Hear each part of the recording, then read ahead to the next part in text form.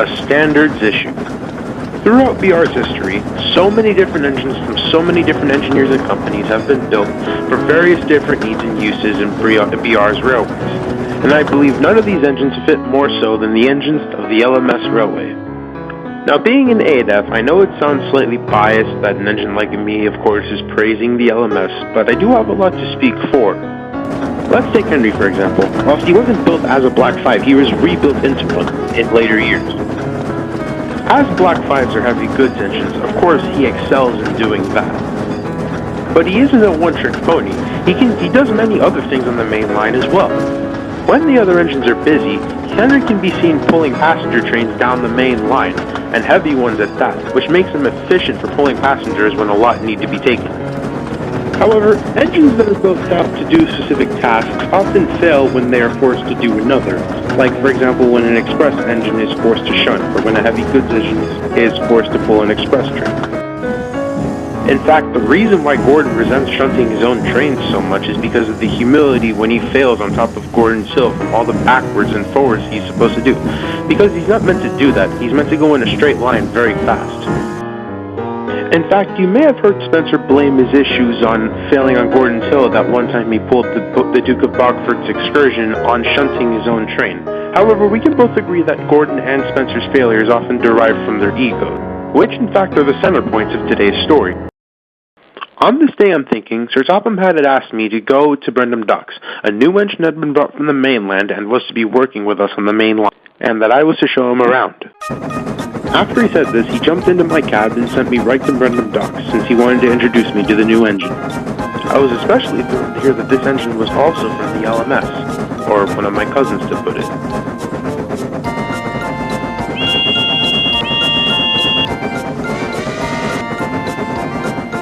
It took a while, but I finally made it to Brendam Docks, where I saw Drollin towing in a large ship.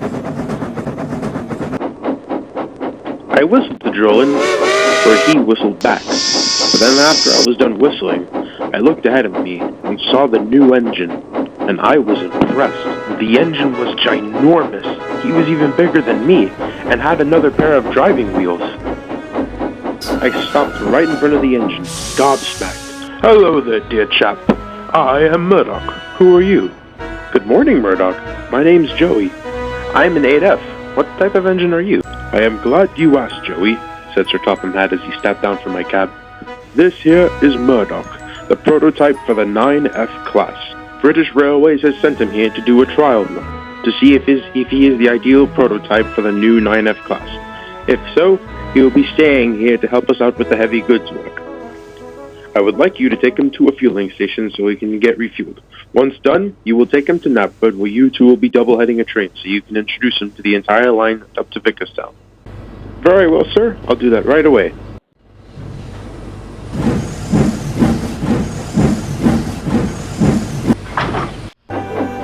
As I was towing Murdoch away to the fueling station, he started to say some things that I wasn't expecting. "Well, now that your controller is out of earshot, there are a few things I need to ask and say." "Oh, what's that?" "Well, I wasn't expecting to see an engine of your, age. After all, there aren't a lot of 8Fs on the mainland." I was a little put off. "Are you saying I'm old?" "By today's standards, yes, you are old." "How old do you think I am? I'm only 36. And besides, age is no measure of usefulness." "Well, in the eyes of British Railways, that's all that matters. Sorry to break your spirits, old man, but I'm bringing you the truth." The fueling station was only a couple hundred yards away, but with Murdoch and I arguing, it felt like it was a couple hundred miles away. Eventually, we made it to the fueling station where Murdoch was fueled up, and I finally got some peace. Finally. I tell you, a trip like that on a boat can really make an engine soar. "Yeah, well anyway, let's go to Knapford. We need to double-head a train so I can show you around the line." "Very well then. A train that requires both me and you to pull it surely must be a train of immense size."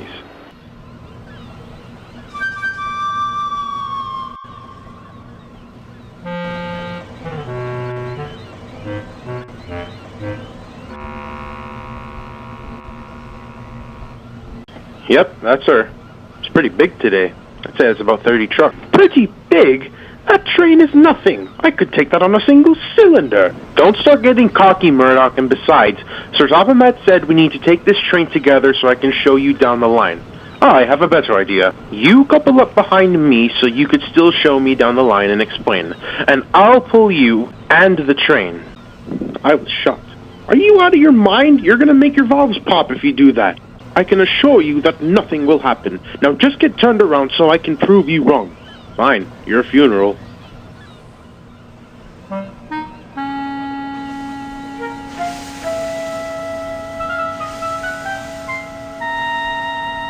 You better not blame me if this whole operation goes sideways. Well, it won't. I wasn't planning on blaming you anyway. My back buffers you weren't. And with that, Murdoch and I set off, with me trailing behind, with all the resistance of an empty truck. Murdoch soared down the main line, with me and his train following up behind him. I was surprised that he didn't need to stop for water or anything like that, given the size of his boiler. I was secretly impressed. Of course, I didn't tell him that. But after we passed by Crosby, it had just occurred to me that we were reaching Gordon's Hill, which meant that Murdoch had to speed up so that he wouldn't get caught on the incline. But then a thought came to me. I secretly wanted to pay him out for calling me an old man. So if he didn't speed up before he got to Gordon's Hill, he for sure would have gotten stuck. But I was wrong. When engines are going up Gordon's Hill, they have to at least start speeding up at Wellspring. If not, the weight of the train and the behavior of the trucks is sure to pull them back down. Murdoch hadn't even reached 50 miles an hour by the time he was at the crossing gates, so I thought for sure he would fail. When we got underneath the bridge, I didn't even feel a slight drop in power. Murdoch soared under Gordon's Hill, and I was absolutely gobsmacked by his strength. Goodness me, look at the size of this hill. This hill could give Licky Incline a run for its money. For those who don't know, the Licky Incline is the steepest section of track in the United Kingdom's main line. However, when it's put next to Gordon's Hill, it makes the Licky Incline look like a wheelchair ramp in comparison. The Licky Incline's gradient is 37.7, but Gordon's Hill is a whopping 75 gradient. I'll say, that hill actually gave me quite a challenge. I was dumbstruck by Murdoch's strength, and also a little angry that my plan didn't quite work. And with that, we continued the tour as Murdoch headed straight off to Vickerstown.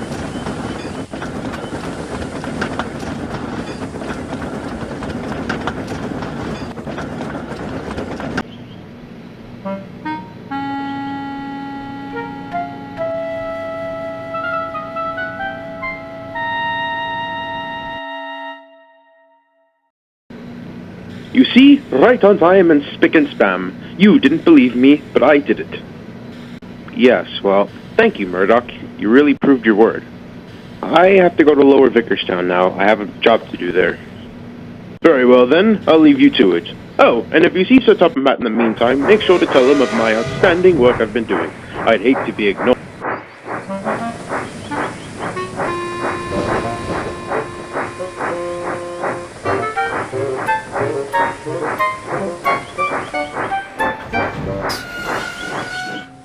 Hello, Joey. What's wrong with you? You look rather mad. It's this new prototype engine that BR sent here. A prototype, eh? What's his class?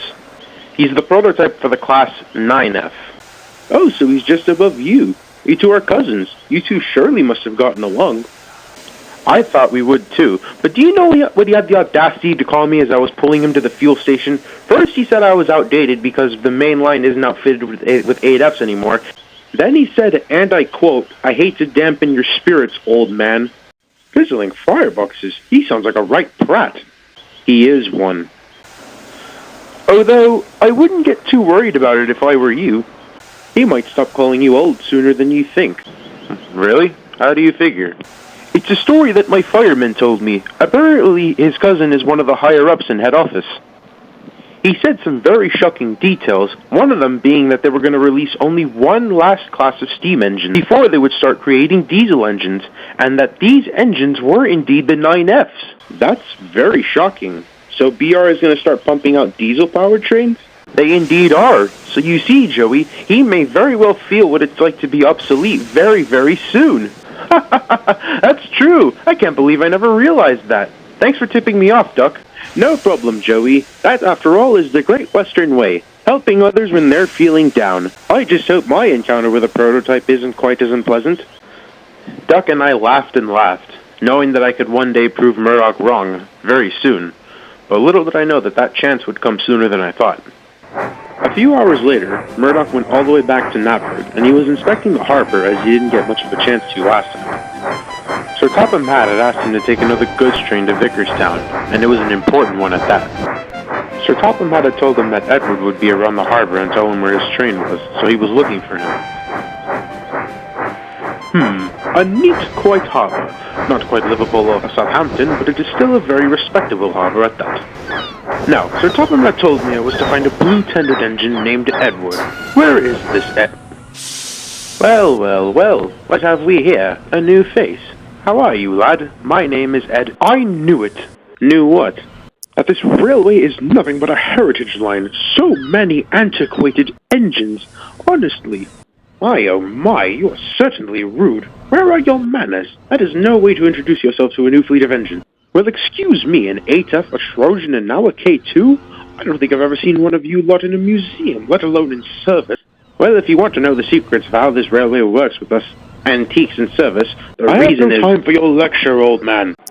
Now, I have a train to pull, and Sir Topham Hatt said you would tell me where it is. Where is it? It's all the way back there on siding 1. There's about 32 trucks on there. It's shaping up to be a pretty sizable heavy goods. Even Joey would be hard-pressed getting that up the hill. My, oh my, you lot really don't know what a heavy goods train is. Please, do you have anything else headed for Vicarstown? Well, there is my train. It's about 18 trucks. I'm meant to be double-heading it with... Wait, you can't be thinking... That, indeed I am. Couple it up to my train. You're balmy, mate. You'll never be able to pull that up Gordon's Hill. Again, old man, just because you can't doesn't mean I can't. Now, if you could talk to the Yardmaster in control, I believe you will find that he will agree with me.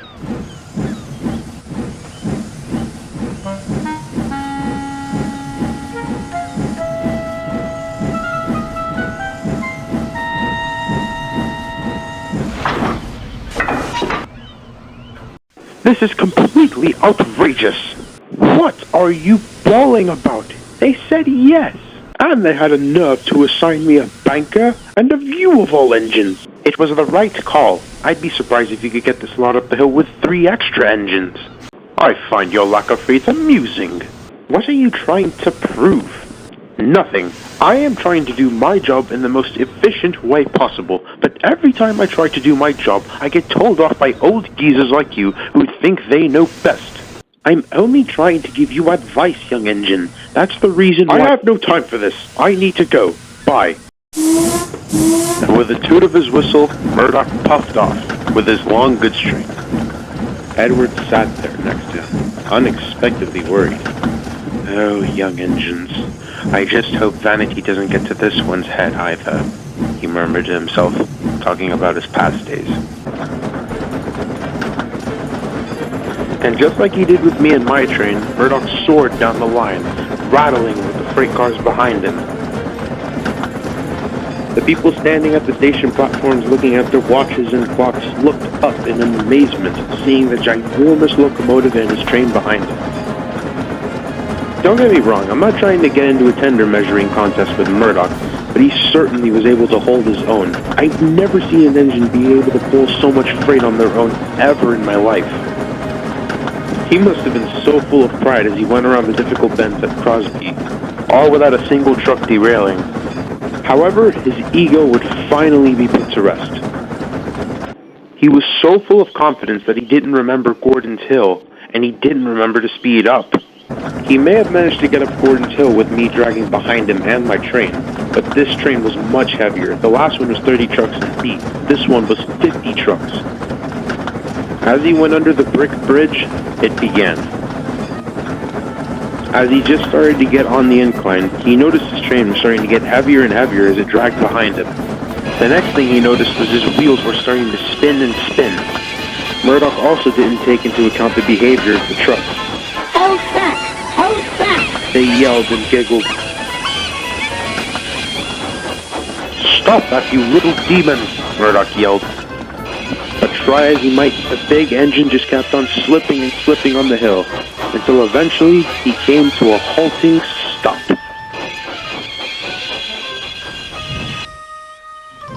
Murdoch sat there tired and embarrassed. "Well, Murdoch, are you proud of yourself? You got yourself stuck on a hill that no engine can move. Now we've blocked the entire main line and we need to go back and call for help." Murdoch didn't have the steam to reply.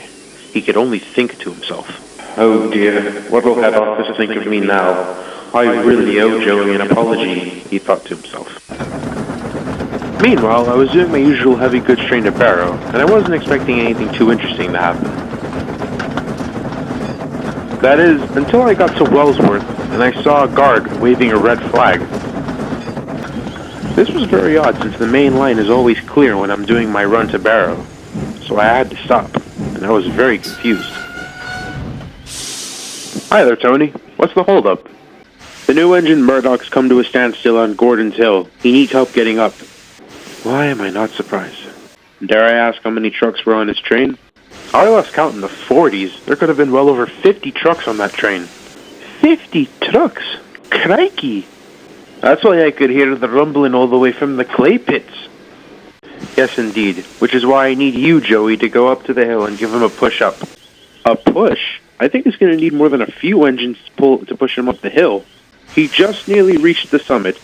If you go up there and give him a push, I'm confident that he'll be over the hill. Well, I suppose it's worth a try. Good luck, lad. I'm sure our axles will be tingling by the time you're done. With that, I left my train at Wellsworth and went up to Gordon's Hill, all the meanwhile finding a lot of things in my mind to laugh about. I can't wait to see how this turned out.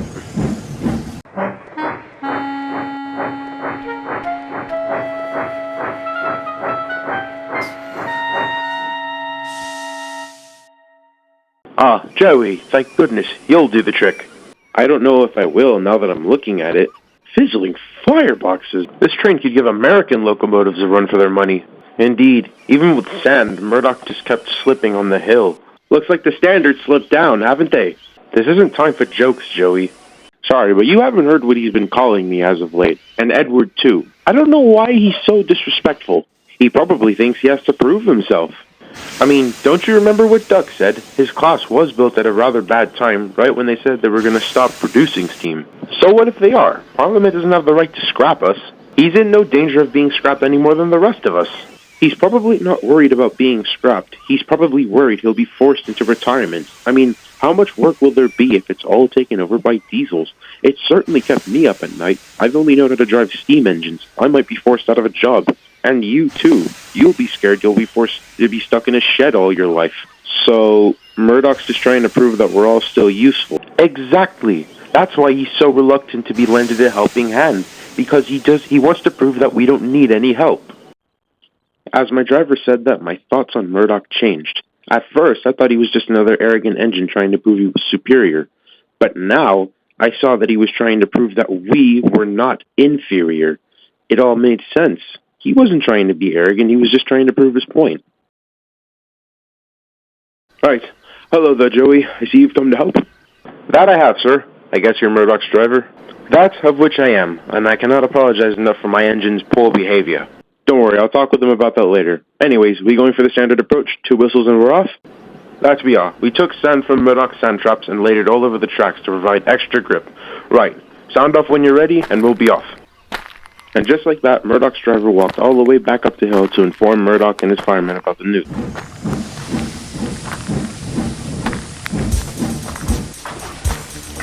Right, Murdoch, remember, when he gives the 2 whistles, you pull as hard as you can. You got it? Right, that's the signal. Now give it all you've got, boy.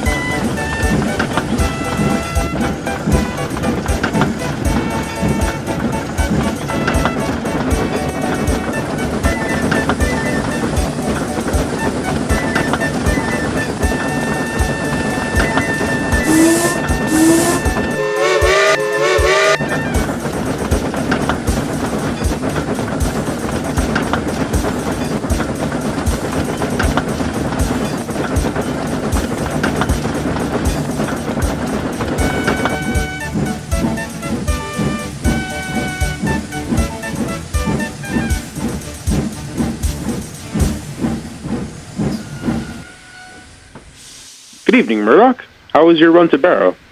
It went well. I struggled to make up for lost time, but I managed to. It could have been worse. It very well could have been if you weren't around. I guess that means you've learned your lesson, have you, Murdoch? Yes, I indeed have, and I apologize to all of you for my disgraceful behavior. Thank you, Murdoch. But before I accept your apology, I would like to ask you a few questions about British Railways and you. Like what? Were you boasting because you were concerned about your career life? Like what will happen when diesel start popping out of British Railways factories? You'll be afraid that you'll be out of a job one day. Joey, he has no reason to be afraid. He's not in much danger of being scrapped any more than the rest of us. It's not being scrapped, James. I know that Parliament doesn't have the right to scrap me. I'm just scared of forced retirement. I've always been so desperate to impress head office because my line of steam engines is the last one they're going to build. We were built at a rather bad time, almost seeming like a last resort. I know they can't scrap us, but I'm worried that they will simply find no more uses to us if they make a superior model of diesel. Then I'll be forced into a shed or forced on a heritage line, and I don't want to end my career like that. I want to leave working terms on my line. That's right. No authority should ever force an engine into not being really useful. Every engine wants to be. But when you're on this island, Murdoch, anything is possible. He's right about that. Do you know how many times the railway boards tried to send me into retirement? 15. 15 different times, and all those times the Fat Controllers fought for my right to stay in service. And I'm not the only one. Countless other engines that live on this railway have all fought forced retirement, and they all are still working on this railway. So you have nothing to worry about, Murdoch. Too right. And you know what? Credit where credit is due. I went back and asked the signalman at Wellsworth how many trucks were on your train. And do you know how much he counted? How many? 50. 50 whole freight cars. That's a new record by a mile. 50? Are you sure he wasn't drinking on the job? Nope, he was as sober as a judge. You not only broke the record for the Northwestern region, you absolutely shattered it. Well done, Murdoch. You're clearly an engine who puts his money where his mouth is. On the subject of your mouth, can you please close it? There is a hard-working engine trying to get some sleep. Even harder working than that engine all the way on the right, whatever his name is. Then be quiet, Gordon. You might wake him up. After a comedic night, the next few weeks were an absolute shine for the Northwestern Railway. After a stern talking to from the Fat Controller, Murdoch's attitude made a complete 180. Murdoch went around Sorter and apologized to everyone whom he offended. After a few more days on the Northwestern Railway, Murdoch passed his test and became a permanent addition to the Northwestern Railway. Of course, Murdoch still pulls freight trains on the main line, and not as heavy as the ones he pulled that day, as he now learned his lesson about exerting himself. And if there's ever a train that he knows is too heavy for him to pull, he always asks for help.